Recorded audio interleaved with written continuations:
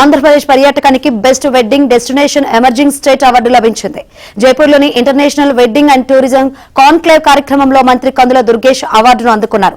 పర్యాటక రంగంలో ఏపీని డెస్టినేషన్ వెడ్డింగ్స్ కు కేర్ ఆఫ్ అడ్రస్ గా తీర్చిదిద్దుతామని ఆయన తెలిపారు. ఏపీలో డెస్టినేషన్ వెడ్డింగ్స్ కార్యక్రమాల అభివృద్ధికి ప్రభుత్వం తీసుకుంటున్న ఈ ప్రత్యేక చర్యలకు ఈ అవార్డు లభించిందని తెలిపారు.